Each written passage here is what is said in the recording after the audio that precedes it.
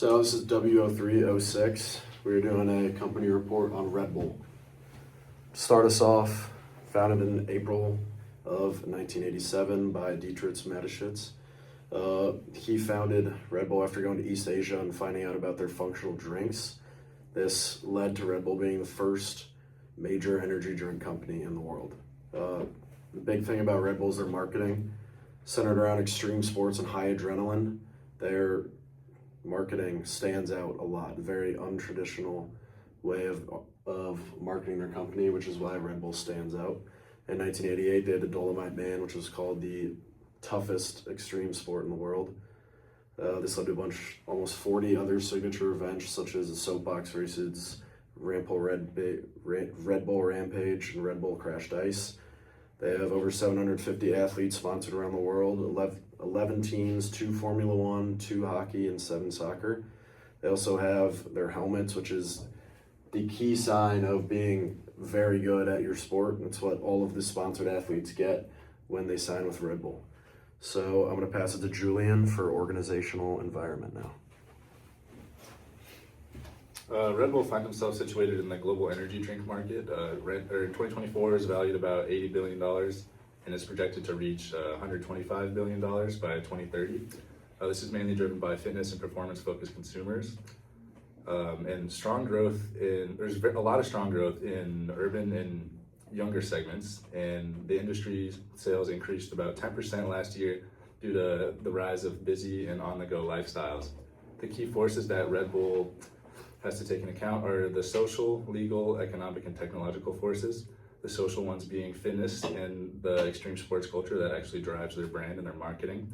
Their legal forces are due to their strict caffeine and sugar labeling rules that they have to take account of when they're making their drinks. Their economic forces are due to the pressure of downturns and the competitive brands the brands that they're competing with.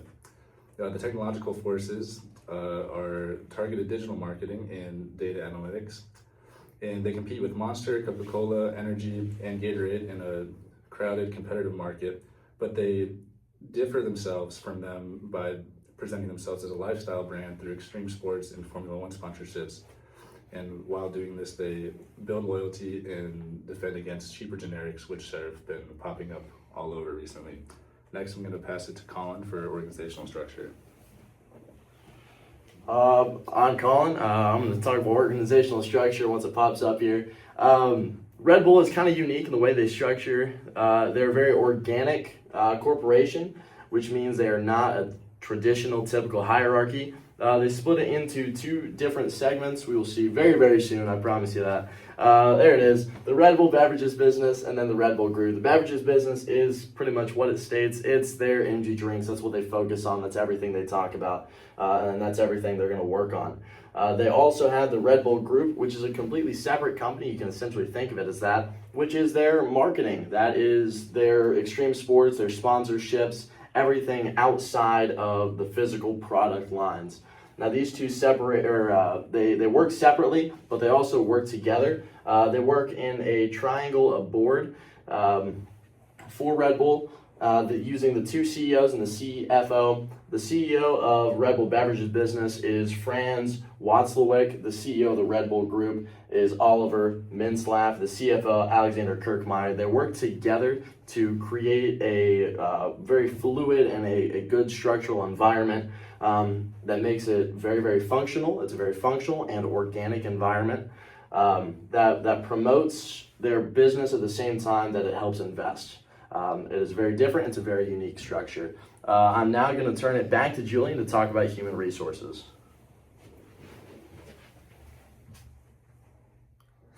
Red Bull's human resources department is very performance focused, that recruits like-minded individuals that fit their innovative sports and entrepreneurship driven culture. They have university pipelines like their Wings Team program that recruits college students to become interns and hopefully work for them one day. They do structured onboarding, and they have internal learning tools that build employees' technical skills and also encourage initiative in developing new ideas to further help their company. Their work culture promotes calculated risk-taking and creativity. while supporting continuous innovation in a very competitive market, like the energy drink market. They offer competitive benefits and modern wellness tools that help manage stress in high-pressure roles, support engagement, retention, and their brand consistency. Next, I will pass it on to Jimmy to talk about leadership. So, like Kollin was saying, there's two CEOs. They work together across 170 countries, where they sell all their energy drinks and do all their events and marketing. Those CEOs focus a lot on creativity, confidence, and risk taking. As you can tell by their marketing initiative, they're very out of the ordinary. Like I said earlier, very different, which you have to be confident enough to think that that's going to work and take that risk. Making those videos online, doing the extreme adrenaline sports. And with that, it's very relationship orientated. CEOs and all the leadership has to work very hard to keep those athletes that they sponsor with Red Bull and stop them from going to other companies such as like Monster or Celsius. They also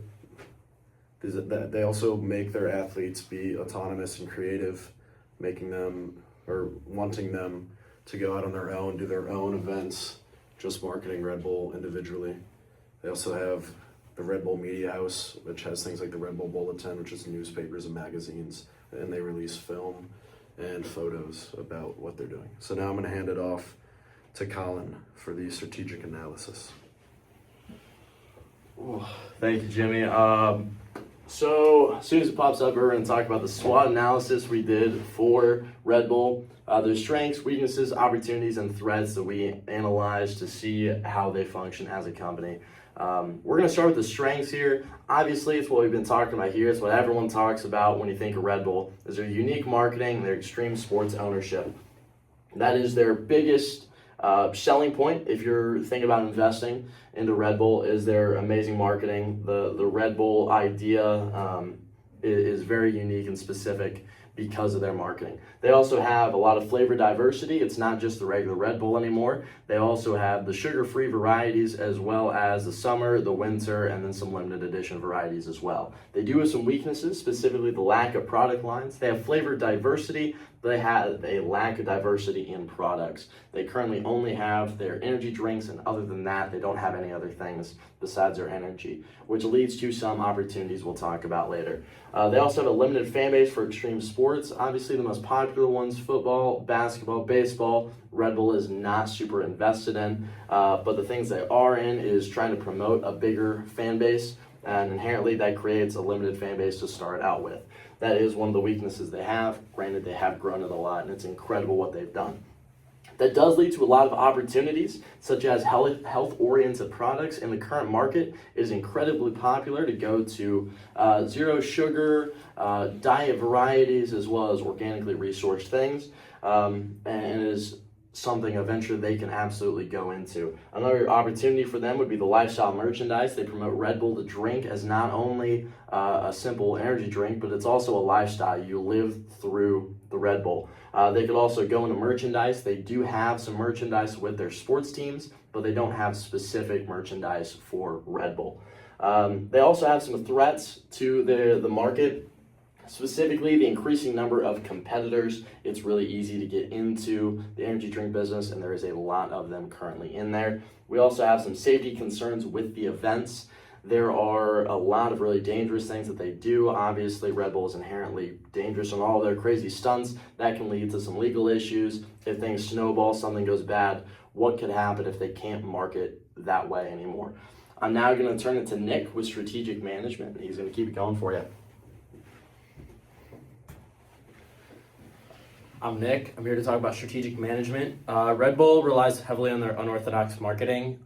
It sets them apart from their competition, and you don't see other energy companies doing like the stunts and posting all the videos and marketing that they do. It sets them apart. They market themselves as a premium energetic lifestyle and not just an energy drink, and it builds an emotional and aspirational connection with their consumers. As for management, they have a trust-based environment within their employees. They let them make their own decisions and, in a sense, be their own leaders when it comes to smaller decisions. Obviously, they can they have to go to their leaders to make bigger decisions, but for smaller decisions, it's on them. They have a decentralized management strategy, which basically means they have different departments and they divide the powers in between those departments and then come together to make bigger decisions. They also rely heavily on their risk-taking, mainly within their marketing. They do a lot of stunts and unorthodox things that you wouldn't really think an energy drink company does, but it works and it sets them apart and it distinguishes them from their competitors like Celsius and Monster through external events, and it positions themselves uniquely within the energy drink industry. And now I'm going to pass it off to Mason to talk about culture. All right, Mason, I'm going to talk about Red Bull's culture. They base their company's work on giving wings to people and ideas. They encourage their employees to think outside the box and take risks. For example, hosting different extreme sports and breaking different world records. They keep a strong focus on collaboration and cooperation within the company, getting different ideas from different areas of the company, different employees, and kind of just bouncing different ideas off each other to get ultimate success for their company. They also have constant attention throughout their with other competitors, and they're always thinking of different ways to stay diverse, like unique flavors and sizes for the convenience of their customers. They also host different sporting events and Olympic style stunts. Like I said before, the employees kind of found a unique idea of showing that Red Bull does give you wings with these different events and breaking world records and everything like that. I'm also going to talk about the events individually. They've become probably one of the most popular global brands over the years. Sponsoring different events allows for Red Bull to sponsor different athletes all around the world also. It also has led to the creation of 2 Formula One teams, 3 soccer clubs, and endless amounts of extreme sporting events. The sponsoring idea came to life in the 90s when they focused more on extreme sporting events then. These events included like cliff diving, BMXing, skiing, flying, and skateboarding. Each event ultimately pushed past limits that no one knew were even possible to push past. They also went from being a sponsor for an athlete to sponsoring their own athletes and their own events. This also allowed Red Bull to have their athletes break records and help club players become professionals through recognition. I'm now going to pass it to Nick and talk about recommendation for their investors. Okay, as a recommendation for potential investors, Red Bull has a compelling brand strength. They're globally recognized around the world for their logo, product, and lifestyle, which positions themselves it gives them a competitive advantage within their competitors. They have a diversified marketing engine. Their high-impact sponsorships like Formula One and major soccer clubs continue to elevate brand visibility and expand their market reach. They also have loyal and expanding consumer bases. We have regular Red Bull drinkers that buy Red Bull every day and drink their drink. There's a premium marketing position. The marketing that Red Bull does puts them in a higher end between their competitors with just how much marketing they do and how much money they put into their marketing. And as an overall investor thesis, Red Bull's combination of brand equity, marketing scale, and sustainability focus positions in the company for continued growth, making it an attractive opportunity for potential investors. And thank you for listening and invest in Red Bull.